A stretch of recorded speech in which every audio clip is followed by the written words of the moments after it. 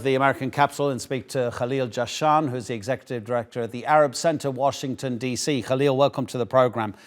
Just to pick up on where Mohammed was finishing there, in your opinion, are the hostages here the key, with Hamas possibly saying to Israel, if you want to see these hostages again, you need to guarantee your attacks will end, but if you keep attacking, you may not see them?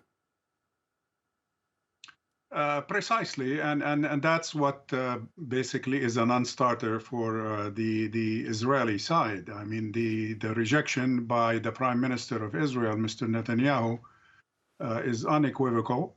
He called the demands from Hamas delusional and essentially characterized them as a request for surrender by Hamas asking Israel to surrender, and claimed that if he were to abide by these conditions from the Palestinian side, that would be tantamount to surrender and will basically invite October 7 all over again. To me, I think what the Israelis probably find totally unacceptable in this whole list of attempt essentially by Hamas to kind of fine-tune the agreement, make it more effective, make it clearer, and make it less biased, if you will, toward one side. What is totally, resented by the Israelis is the first demand itself: complete cessation of military operations on both sides.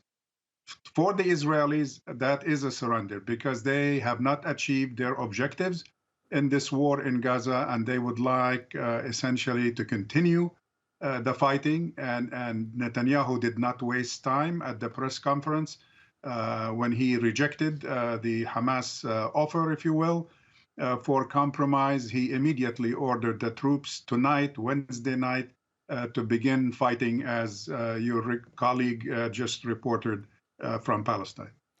Khalil, from the Hamas side, do you see some kind of space for renegotiations, considering their three main points of this three-phased ceasefire, each phase lasting at least a month and a half, I believe?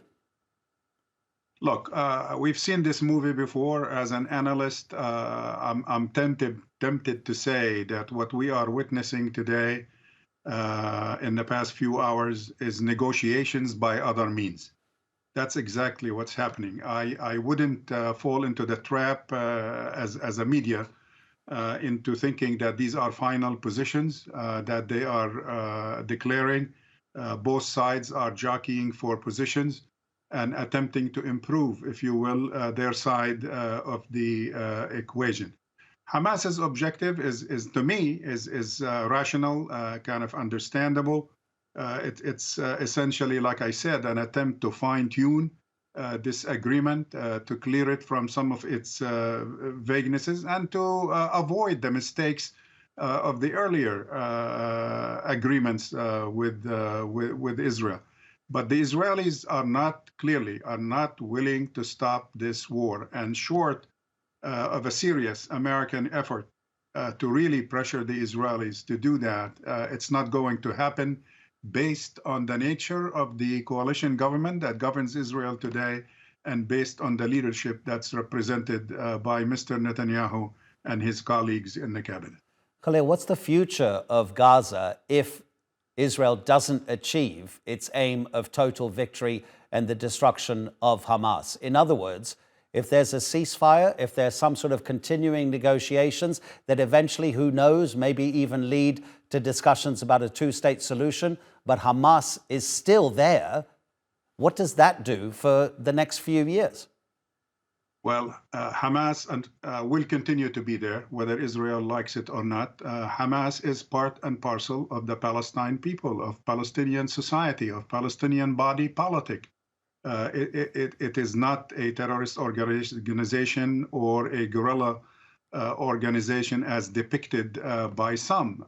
One could object or disagree with tactics and methods used by Hamas, but Hamas also is supported by a significant chunk or percentage of the Palestinian people politically. So even if it disappears militarily, miraculously by tomorrow, there will continue to be a segment of Palestinian society in the West Bank and Gaza and everywhere there are Palestinians that are affiliated with Hamas. So I just can't see it as simply vanishing or disappearing simply to meet Mr. Netanyahu's demands or his wishes. So it will continue to play a part. And by the way, a lot of Israeli leaders, unfortunately, they are in the opposition at this time, but even some within the circle of the current government are saying, look, this demand to simply eliminate Hamas, as Netanyahu repeated tonight, it has to be eliminated. He specifically said,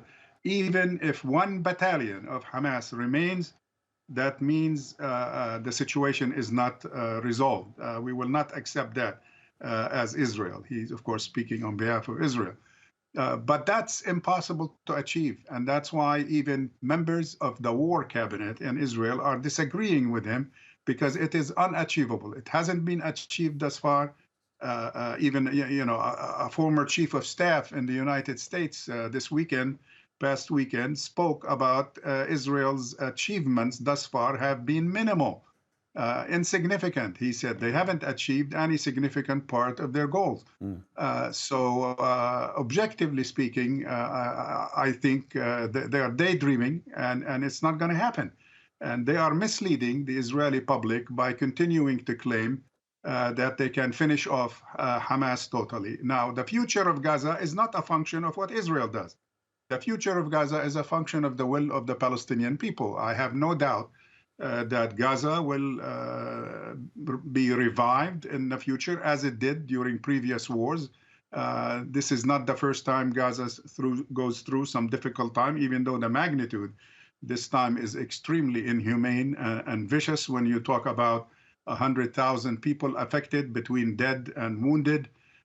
When you talk about the displaced, close to 2 million people out of 2.3, 2.4 million people, it's going to take a while. And that's why Hamas insisted in their remarks that they sent to the mediators that they wanted a voice in the reconstruction.